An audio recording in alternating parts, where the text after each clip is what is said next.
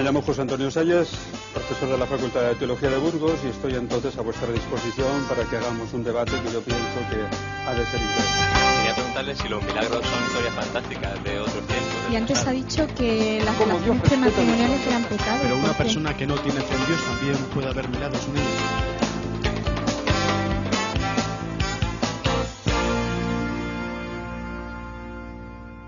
Hola, pues un saludo a todos. Me llamo José Antonio Salles, profesor de la Facultad de Burgos. Soy profesor de Teología y aquí estamos para hablar, creo, del tema de Jesucristo, ¿no es cierto? Lo más importante de nuestra fe. Pues podéis comenzar a hacer las preguntas que queráis. ¿Existió realmente Jesucristo? ¿Hay pruebas de su existencia?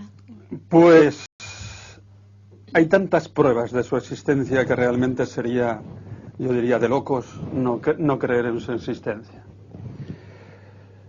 Tenemos testimonios paganos de historiadores que no eran cristianos, que hablan de él. Por ejemplo, Tácito, que es el mejor historiador romano, da, digamos, una semblanza de Jesucristo que viene a coincidir prácticamente con lo que dice el inicio del Evangelio de San Lucas, que fue condenado bajo Pilatos, etcétera. Tenemos otro testimonio, por ejemplo, de un historiador judío, Flavio Josefo, que acompañaba a las tropas judías cuando tomaron a Jerusalén en el año 70 y destruyeron Jerusalén, Flavio Josefo. Tenemos el testimonio, por ejemplo, de Plinio el Joven.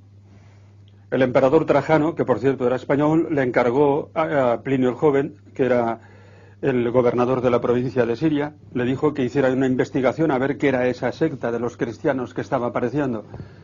Y le contesta en el año 1129, diciéndole, bueno, los cristianos son unas personas que siguen a Jesús, uno que le llaman el Cristo, que lo tienen como Dios, pero bueno, son inofensivos y no suponen ningún peligro para la paz del Imperio Romano, ¿no? Este fue el informe que le dio. Tenemos muchísimos informes en ese sentido. Pero es que, bueno, es que tenemos el testimonio también de todos los mártires cristianos ya del siglo I. Y toda la tradición cristiana de los santos padres que nos están hablando de Cristo y que... ¿Pero qué decían? ¿Que Jesucristo es un Dios, es un hombre, un profeta o qué? A Jesucristo los cristianos siempre le han tenido como el Hijo de Dios, como Dios. Es decir, no es un profeta más. ¿Por qué? Mirad, Jesucristo cuando habla, si abrís los evangelios, además, me dices tú de si teníamos testimonios de Cristo, luego está sobre todo el testimonio de los evangelios. Y hoy se puede demostrar con la técnica moderna, con un estudio histórico crítico de los evangelios que responden a la historia de los hechos y que no se han inventado el contenido. ¿Y cómo sabemos, cómo sabemos que no...? Que no se lo han inventado. Hay toda una criteriología hoy en día desarrollada, los criterios de historicidad, que realmente si los utilizas te dan una seguridad muy grande sobre la historia de Jesucristo. Por ejemplo, un criterio de historicidad es el criterio de discontinuidad. ¿Qué significa ese criterio? Pues que la comunidad primitiva no se puede inventar algo que va en contra de su forma de pensar, ¿no? Por ejemplo, la comunidad primitiva cristiana no se puede inventar pues la institución de la Eucaristía. ¿Por qué? Porque ahí Jesucristo les dice, tomad y bebed, esta es mi sangre. Eso no se lo puede inventar una comunidad de origen judío porque para ellos beber la sangre era un pecado gravísimo, prohibido por el libro de Levítico, capítulo 17. ¿Me entiendes? Es un criterio. Otro criterio es criterio de multiplicidad de fuentes. Cuando algo, por ejemplo, aparece en la fuente propia de Juan, que está escrita en el Evangelio de Juan en el año 100, aparece, por ejemplo, en una fuente propia de Lucas, en una fuente propia de Mateo, aparece en una fuente común a Lucas y Mateo, que le llaman hoy la Quelle, una palabra alemana que significa fuente, y que es del año 40. Los evangelios están estudiados de una manera tan crítica, tan fuerte, pues que de cada palabra que aparece en los evangelios se hacen 100 tesis doctorales, ¿me entiendes? No hay libro en el mundo que esté más estudiado que los evangelios. Y la Iglesia permite que se estudien los evangelios con un sentido crítico, porque al final además, la Iglesia no puede oponerse a la razón y al estudio y a la investigación. Y entonces además pasa una cosa, que cuanto más se estudia, más se refuerza la historicidad de los evangelios. De tal manera que hoy en día no conozco ninguna persona sensata, digo sensata, que dude de la historicidad de Jesucristo. No conozco ninguna.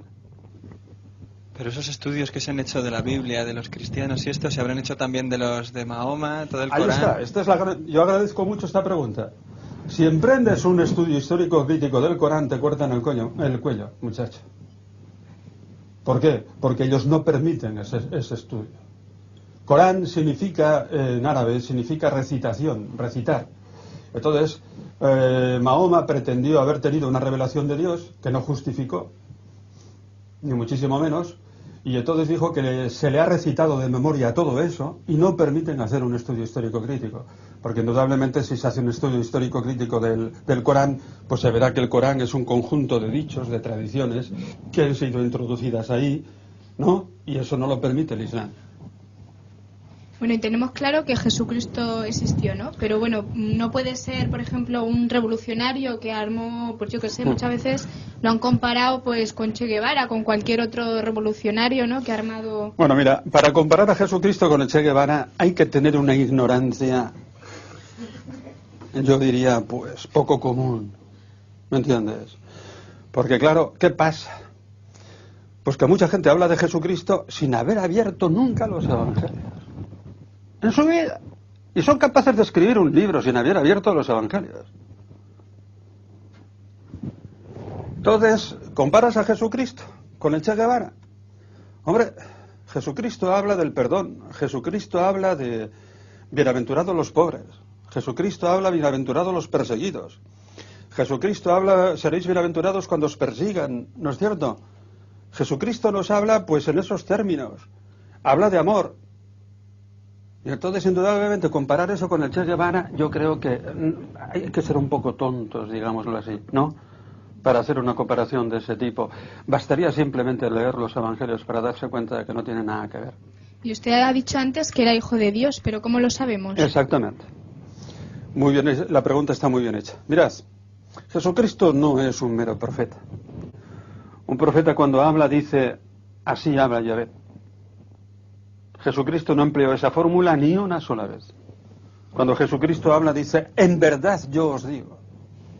Y por cierto, esta frase, en verdad yo os digo, se ha estudiado, hay un exegeta alemán, Jeremías, protestante, que ha demostrado que esa forma de hablar es exclusiva de Jesucristo, porque el en verdad, amén, no lo empleaban nunca los judíos al principio de la frase, sino al final, como lo hacemos nosotros. Si yo digo, por ejemplo, pues aquí hay mucha luz, y me decís, así es, amén, se emplea al final de la frase. Pero Jesucristo, de una forma única y exclusiva, lo emplea al principio de la frase, en verdad yo os digo. Eso no lo ha hecho nunca ningún profeta, ningún rabino, es una forma propia y exclusiva de hablar de Jesucristo. Y los evangelios están estudiados, que se conoce cuál era la forma propia de hablar de Jesucristo, cuáles eran sus características especiales. Y bien, Jesucristo no se ha presentado como un profeta, habla en nombre propio, en verdad yo os digo. ¿Me entiendes? Y luego se atribuye propiedades divinas, como por ejemplo dice de sí mismo que tiene el poder de perdonar los pecados. Eso es una blasfemia. El poder de perdonar los pecados le dicen a Jesucristo los judíos en el capítulo 2 del Evangelio de San Marcos.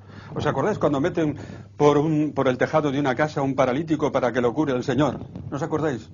Lo tenéis en el capítulo 2 de San Marcos. Y le dice Jesucristo, yo te perdono los pecados.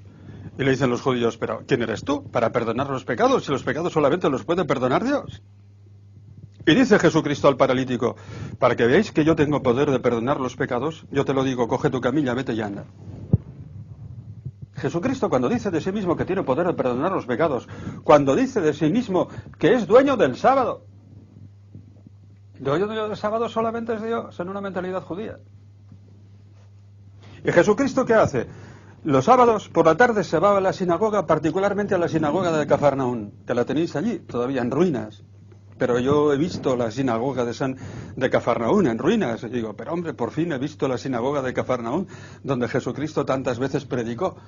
Porque en una sinagoga dejaban predicar a un varón que tuviera cierta preparación, nunca a una mujer. No, porque a las mujeres en aquel tiempo no se les enseñaba ni a escribir ni a leer, no tenía ninguna cultura. Un varón preparado. Jesucristo aprovechaba la oportunidad para hacer la homilía que decimos nosotros, lo que dicen los judíos el midrash, y hacer una predicación. Bueno, entra en la sinagoga, ve a un paralítico y le dice a Jesucristo, ponte de pie, yo te lo digo. El paralítico se cura de repente. Y los fariseos empiezan enseguida reaccionando y diciendo, esto no puede venir de Dios, porque si viniera de Dios respetaría el sábado. Pero Jesucristo lo hace con una finalidad, con el fin de decir, el Hijo del Hombre, así se llamaba Jesús a sí mismo, tiene poder, es superior al sábado, es dueño del sábado, con lo cual está diciendo que es Dios. O por ejemplo, cuando Jesucristo él mismo dice de sí mismo que es el templo. Yo recuerdo hace ya muchos años, estuve en Jerusalén una vez en un viaje, tuvimos una tarde libre, y yo me la pasé en la explanada del templo. ¿Sabéis en esa explanada donde estaba el templo de los judíos, que fue destruido por los romanos en el año 70? Ahora ese templo ya no está. Vinieron los árabes en el siglo VI y han construido dos mezquitas, la de Al-Aqsa, que en árabe significa el del templo, y la de Omar, esa que tiene una cúpula dorada, la habéis visto en muchas fotografías, ¿no? Claro, yo ya sabía que las mezquitas estaban ahí, pero allí me di cuenta de una cosa, de que esas mezquitas estaban allí y que los judíos no podrán nunca arrancar esas mezquitas para reconstruir el templo, porque entonces sí que tenemos una guerra mundial. Se echan todos los musulmanes a cuchillo sobre nosotros. Y me acordé de las palabras de Jesucristo cuando dijo, ¿veis este templo? Yo lo voy a destruir y en 3 días lo reconstruiré. Juan capítulo 2.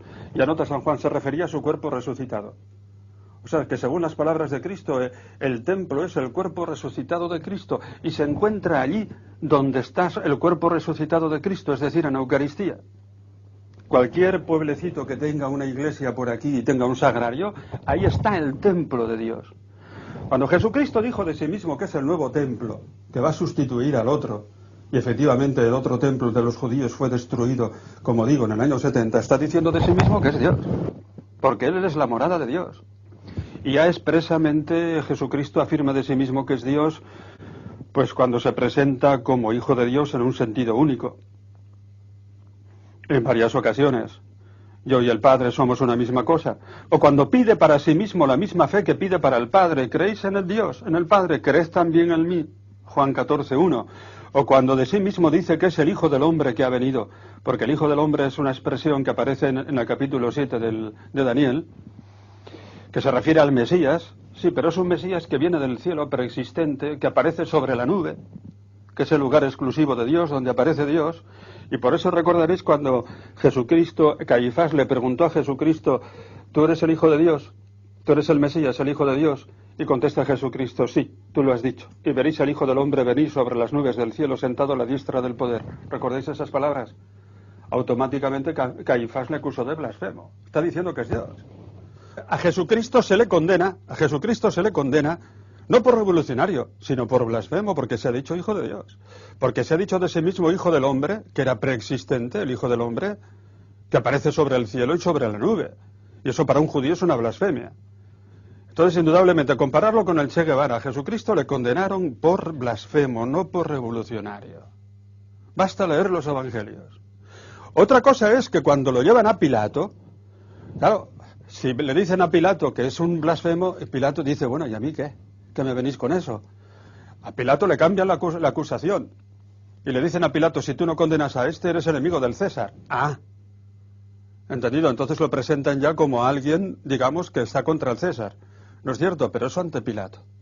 Pero los judíos le condenaron por blasfemo, porque se tenía por Dios. Ahora Jesucristo confirmó sus palabras. Si no me creéis a mí por lo que yo os digo, Juan 10:38, creedme al menos por las obras que yo hago y que jamás nadie ha hecho entre vosotros. Ahí están los milagros de Cristo. ¿Entendido? Y sobre todo el milagro de su resurrección. ¿Entendido? Porque Jesucristo fue condenado como un blasfemo. Pero todos esos milagros, por ejemplo, se pueden demostrar históricamente porque Jesús pudo decir todo lo que quisiera de sí mismo. Absolutamente se pueden demostrar con todos esos criterios, digamos, con ese estudio histórico y crítico de los evangelios. Absolutamente. Jesucristo tiene un estilo, fíjate si se pueden demostrar si son históricos. Simplemente vamos al lenguaje de los hechos. Si tomamos el evangelio de San Marcos y prescindimos del relato de la resurrección, Los relatos de milagros en el Evangelio de San Marcos ocupan el 47% del Evangelio. Pero no podía ser un curandero de esos que... Ya, ahora vamos, ¿no? 47%. Además, Jesucristo tiene una forma muy propia de hacer milagros, un estilo muy propio. Cuando le piden un milagro como un número de circo, haznos aquí un milagrito. ¿Entendido? Por ejemplo, se lo pidieron en su pueblo. Hombre, tú eres de aquí, tú eres de Nazaret. Hemos oído hablar de los milagros que haces en las orillas del lago de Tiberíades. Haznos aquí un milagro. Jesucristo, cuando le piden un número de circo, no lo hace. Jesucristo lo hace los milagros con un estilo muy propio, que está muy estudiado. Lo hace como signos de que ha llegado ya el reino de Dios. Como signos de un reino de Dios que es la salvación de Dios que llega, que nos arranca del poder del pecado y también del mal, y un día también de la muerte. Y entonces los hace además siempre en un clima religioso, siempre cuando ve fe, y buscando la conversión. Ay de ti, Corazoain, ay de ti, Betsaida. Si en Sodoma y en Gomorra se hubieran hecho los milagros que yo he hecho ante vosotras, hace tiempo ya que se habrían convertido.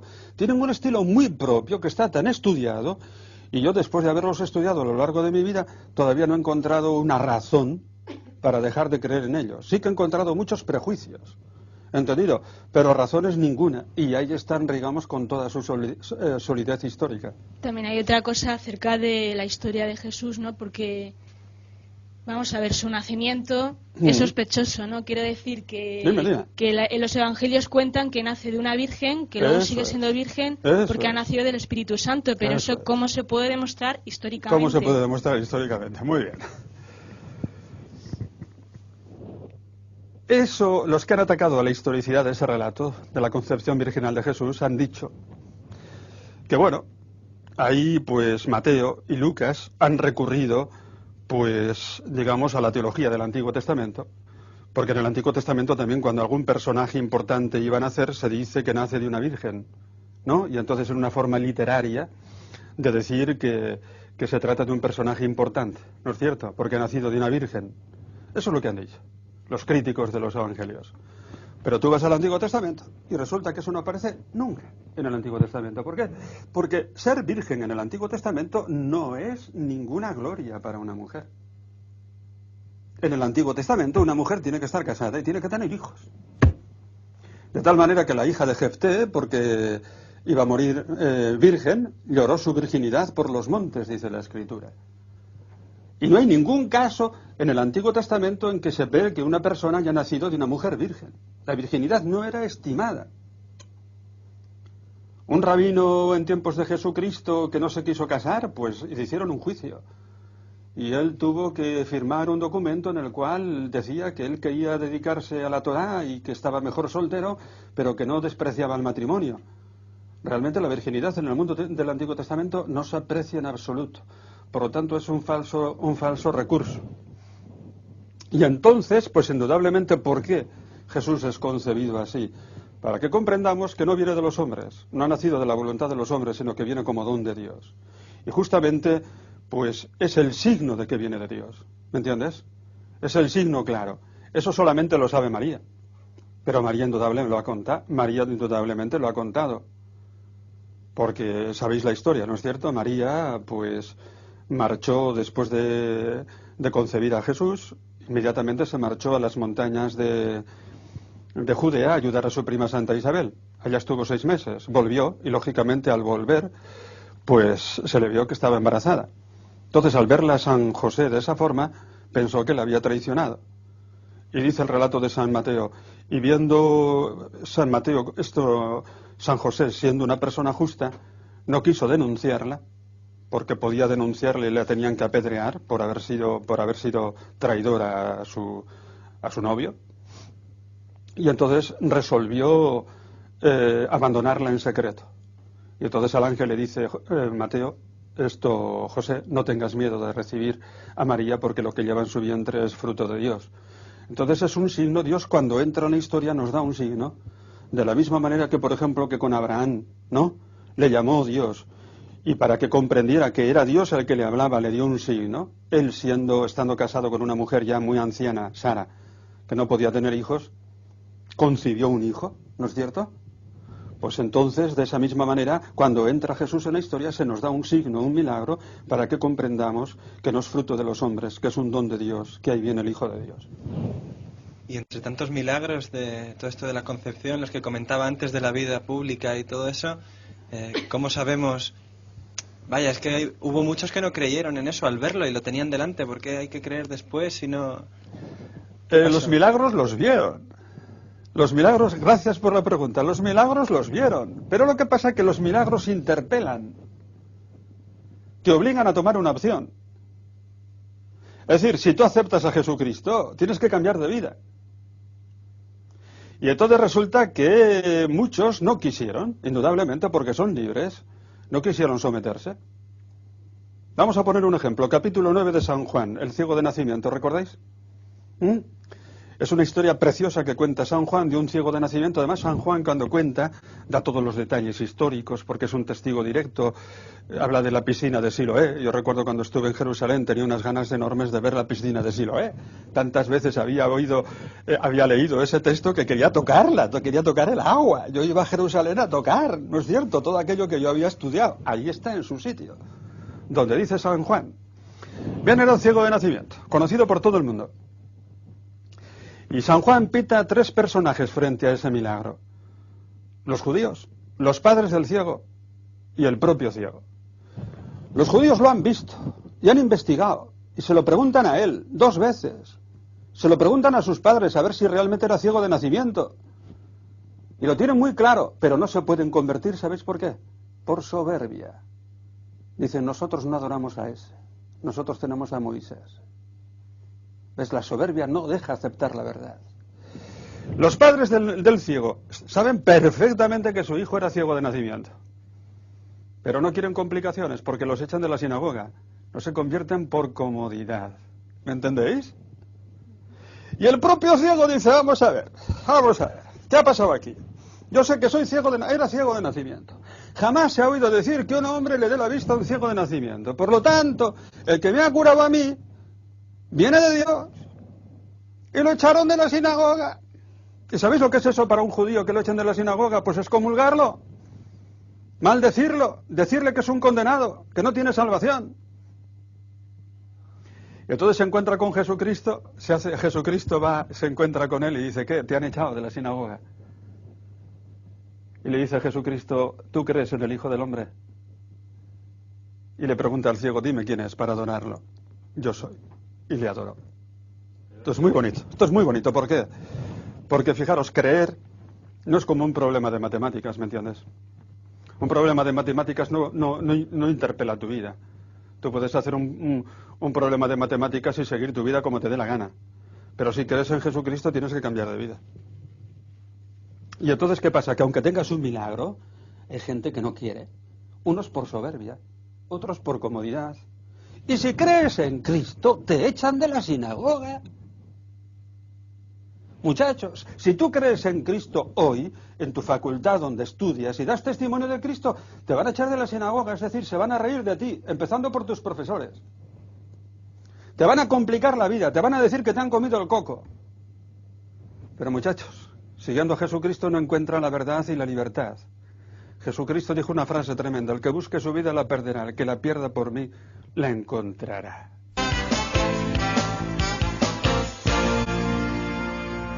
¿Y qué cosa? Todos los que queremos en Cristo lo hemos experimentado. Yo, por seguir a Jesucristo, me he jugado muchas cosas. El prestigio, la fama. Me han cerrado muchas puertas. Muchas. No os podéis imaginar cuántas. Pero dentro incluso de la iglesia. Pero soy feliz. Esa es la cuestión. Porque mirad, porque realmente no hay otra forma de poder vivir, ¿no?, en este mundo si no es un sentido pleno que nos viene en Cristo.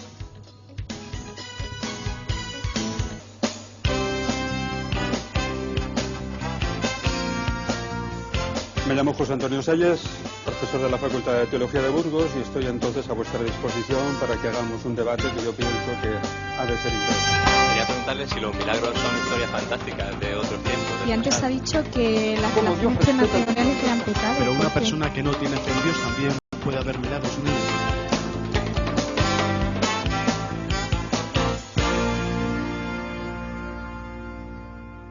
Comenzamos ahora de nuevo a tratar sobre Jesucristo, sobre la persona de Jesucristo. Yo me llamo José Antonio Salles, profesor de la Facultad de Teología de Burgos, y entonces ahora pues puedo escuchar vuestras preguntas y entramos en un diálogo que yo me imagino que va a ser interesante. Vamos a ver. Bueno, yo voy a empezar preguntando qué diferencia hay entre, por ejemplo, Buda o Mahoma, otros fundadores de otras religiones, y Jesucristo. Pues la diferencia que hay entre estos fundadores y Jesucristo es realmente esencial. Ninguno de estos fundadores ha pretendido ser el centro de la religión. Por ejemplo, Mahoma se presenta como un profeta de Alá y nada más. Pero el centro de la religión musulmana es Alá y no Mahoma. Nadie adora a Mahoma dentro del Islam. Es más, sería una blasfemia. Él no ha pretendido ser el centro. Buda, por ejemplo, Buda es que ni siquiera creía en Dios. Muchos se preguntan si el budismo es una verdadera religión o si es, digamos, una espiritualidad, simplemente. Es decir, un método de alcanzar la paz interior, etc. Buda no se presentó, por supuesto, como centro de la religión, en absoluto. Él vino a decir lo siguiente: yo, a base de una serie de ejercicios ascéticos y místicos, he conseguido una paz interior que cualquier hombre la puede conseguir, igual que yo, e independientemente de mí. Pero él no se colocó como centro de la religión, solo que más tarde una rama del budismo, 500 años más tarde, una rama del budismo, el Mahayana, le ha considerado como Dios. Sin embargo, viene Jesucristo y lo que llama la atención es que se coloca como centro de la religión y pide para sí mismo la misma fe que pide para su Padre, o que pedía Yahvé en el Antiguo Testamento.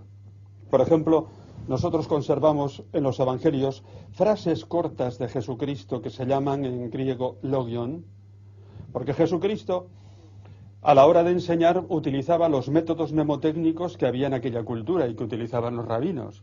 Los rabinos pues tenían unas técnicas de memorización, porque lógicamente entonces no tenían grabadoras, no tenían bolígrafos, no tenían posibilidades de coger apuntes, y entonces pues era una transmisión memorística. Y Jesucristo también hacía frases cortas, breves, que son fáciles de grabar en la memoria y que se nos han conservado tal y cual las decía Jesucristo.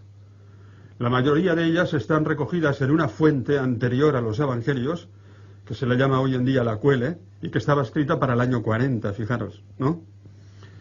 Y en esas frases encontramos con que Jesucristo se coloca como centro de la religión. El que ame a su padre o a su madre más que a mí, no es digno de mí. El que busque su vida la perderá, el que la pierda por mí, la encontrará. Bienaventurados seréis cuando os persigan y digan contra vosotros toda suerte de males por mi causa, regocijaos y alegraos. Al que me confiese a mí delante de mis al que me confiese a mí delante de los hombres, yo le confesaré delante de mi Padre que está en los cielos. Y al que me niegue ante los hombres, yo le negaré ante mi Padre que está en los cielos. No he venido a traer la paz, sino la guerra, a poner, digamos, enfrentar al padre con el hijo, a la madre con la hija. ¿Qué quiere decir esto? Que Jesucristo pretende, digamos, una veneración como Dios. Y busca ser el centro de la religión. Esto es completamente distinto de lo que ocurre en las demás religiones. Es decir, y este es el gran escándalo del cristianismo, que un hombre pretenda, indudablemente, para sí la fe que solamente Dios puede pretender. Porque lógicamente Jesucristo ha demostrado que es Dios, y Jesucristo pues lo ha confirmado con sus propios milagros. Esta es la gran diferencia. Es decir, nosotros creemos, por ello, en la Santísima Trinidad, creemos en el Padre, en Cristo, porque se ha presentado como Dios, y en el Espíritu Santo. Esto es algo completamente distinto a lo que ocurre en las otras religiones. Pero la postura de los otros fundadores, eso parece algo más humilde, ¿no? ¿Cómo él llegó a saber, yo soy Dios? ¿Cómo puede decir eso? Bueno, él lo puede decir porque lo es. Y lo ha demostrado con sus milagros y su resurrección. Si no me creéis a mí por lo que yo os digo, creedme por las obras que yo hago y que jamás nadie ha hecho entre vosotros. Es decir, es Dios y se presenta tal como es. Y lo confirma con los milagros. Es decir, sería una pretensión y una ridiculez si Jesucristo dijera eso y no lo confirmase, ¿me entiendes? Pero es que lo ha dicho y lo ha confirmado. Esta es la cuestión. ¿Pero él tuvo alguna revelación de que era Dios o siempre se vio como...? Él no tiene revelación de que es Dios. Él ha tomado conciencia de que es Dios. Y entonces nosotros, pues, decimos que Jesucristo, como Dios, ha tenido siempre una conciencia eterna de su divinidad. Ahora, como hombre, ¿cuándo toma conciencia de lo que es? Pues exactamente como cuando nosotros tomamos conciencia de lo que somos nosotros. Es decir, yo he tomado conciencia de mí mismo más o menos a los 6, 7 años. ¿No es cierto? Tengo conciencia de mi identidad, de mi persona. A esa misma edad Jesucristo toma también conciencia humana de su ser divino. Y por eso cuando, por ejemplo, va al templo y se pierde en el templo y le dice a su madre María, ¿no sabes que te andábamos buscando? Él dice, ¿y no sabéis vosotros que me tengo que ocupar de las cosas de mi padre? Y allí con 12 años ciertamente Jesucristo está hablando ya de su padre de una forma muy, muy especial. ¿Y cómo él puede saber? O sea, al mismo tiempo es Dios y lo sabe todo, todopoderoso, pero ni sabía hablar, ni sabía andar antes de su... Es decir, exactamente, ¿por qué? Porque él humanamente, en cuanto hombre, se ha hecho semejante a nosotros en todo, excepto en el pecado, dice la carta a los Hebreos. Entonces, humanamente Jesucristo tiene una psicología que está sujeta a evolución. Si tú le preguntas al niño, Jesús, ¿quién es?, no te va a responder, porque su cerebro todavía no está desarrollado. Entonces, indudablemente, tiene un desarrollo de su conciencia como el que tenemos nosotros, desde el punto de vista humano. Y hasta que su conciencia humana no se desarrolla, no puede tomar conciencia de lo que realmente es. Humanamente, como hombre, está sometido al desarrollo igual que nosotros. Semejante a nosotros, excepto en el pecado. Y ha hecho una experiencia de la vida igual que la que tenemos nosotros. Ha experimentado también la angustia, por ejemplo, y la amistad, y la alegría, y el gozo. Ha tenido amistades, ha gozado de una amistad.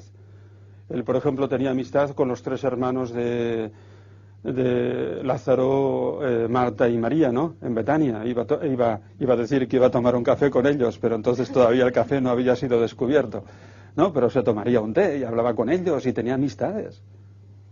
Y entonces, indudable, humanamente hablando, es igual que nosotros en todo, excepto en el pecado, dice la carta a los Hebreos. Pero no deja de ser Dios, aunque él no deja de ser sepa Dios. que es Dios. No deja de ser Dios. Lo es desde que se encarna, ¿me entiendes? El Hijo eterno se encarna, desde ese momento es Dios, desde la encarnación. Ahora, digamos, la naturaleza humana está sometida a ese desarrollo. Sin embargo, como hombre usted dice que en el pecado no nos iguala, pero como persona también tendría estallidos de mal humor o envidias o cosillas así, ¿no? Bueno, Jesucristo dice una frase, ¿quién me puede acusar a mí de pecado? Y le dicen los fariseos. Y realmente nosotros vemos por la Sagrada Escritura que Jesucristo no tuvo esos pecados que nosotros cometemos. No aparecen en absoluto. Y lógicamente nosotros después, en teología, podemos decir lo siguiente, siendo como es la persona del Verbo, la que actúa en Cristo a través de su carne humana, la persona del Verbo lógicamente no puede pecar. ¿Me entiendes? Y por eso el pecado queda totalmente excluido de Jesucristo. Ahora, pero no las tentaciones. A ver si me entiendo, a ver si me explico. ¿Por qué? Porque su carne está sometida, digamos también, pues a unas necesidades. Jesucristo, por ejemplo, prefería humanamente no pasar por el drama de la cruz. Le dice a su padre, Padre, aparta de mí este cáliz, ¿no? Pero no se haga mi voluntad sino la tuya. Y Jesucristo realmente hubiera preferido no ir a la cruz. Y esa es la tentación del demonio. Le puede tentar. Ahora, sin embargo, él indudablemente le da un sí al Padre desde el principio, porque es el Hijo, ¿no?, que está siempre en la presencia del Padre y le da un sí, lógicamente. Pero lo hace, digámoslo así, sufriendo. Ese sí que Cristo dio al Padre es un sí que le costó sangre. Pero el sufrimiento que tuvo lo aceptó todo como hombre. No puso nada de Dios para evitar ese sufrimiento. Exactamente. ¿Por qué? Porque esa naturaleza humana que tiene Jesucristo es autónoma y el ser Dios no le priva del sufrimiento. Y una vez que resucitó, hay un cambio en esas tentaciones, ese sufrimiento. ¿Cuál es, eso? ¿Qué es lo que pasa? Exacto, porque en la resurrección ese cuerpo de Cristo ya es glorioso. Y entonces ciertamente es un cuerpo ya que no está sometido al sufrimiento, no está sometido, digamos, a las consecuencias que el pecado ha introducido en el mundo, ¿no? El cuerpo glorioso de Cristo ya es un cuerpo lleno de gloria y de victoria. Ahora bien, el problema en el que entramos ahora es precisamente, yo quisiera entrar en el tema de la resurrección, porque si Jesucristo no llega a resucitar, el cristianismo no sale adelante. Meteros una cosa en la cabeza. Jesucristo fue condenado como blasfemo por parte del Sanedrín, que era el tribunal legítimo de su pueblo. Y le condenó justamente. Es decir, le condenó pues porque decía, tenía la pretensión de ser Dios. Y un judío eso considera que es una blasfemia, ¿no es cierto? Y le condenaron como blasfemo. En ese momento Jesucristo no se defiende, porque es el momento de obedecer al Padre y de ir a la cruz. Ahí no hace ningún milagro Jesucristo. Ahora bien, en ese momento, si Jesucristo fue condenado como un maldito de Dios. Porque dice la Escritura, de más maldito el que cuelga en el madero. Y los apóstoles en ese momento perdieron la fe en Jesucristo. La prueba es que estaban escondidos ya dispuestos a marcharse a Galilea a pescar. Si Jesucristo no resucita, el cristianismo habría terminado en la pesca del lago de Tiberíades. Ahora bien, Jesucristo, condenado como un maldito de Dios, resucita. Y es cuando los apóstoles ya ven con toda claridad, ¿no es cierto?, la verdad de Jesucristo. Es entonces cuando realmente recuperan la fe y cuando el cristianismo propiamente nace. Por eso dice San Pablo, cuando se entera que los corintios no creían en la resurrección de los muertos, San Pablo pega un puñetazo. Lees el capítulo 15 de la primera carta a los Corintios, se le ve a San Pablo enojado, enfadado. Y les dice a los corintios, cuidado, de esto no se duda. Porque si los muertos no resucitan, tampoco Cristo ha resucitado. Y si Cristo no ha resucitado, vana es nuestra fe y vana es nuestra predicación. Y somos los más idiotas de todos los hombres, porque todavía estamos en nuestros pecados. Ahora le vieron resucitado. Primero encontraron el sepulcro que estaba vacío.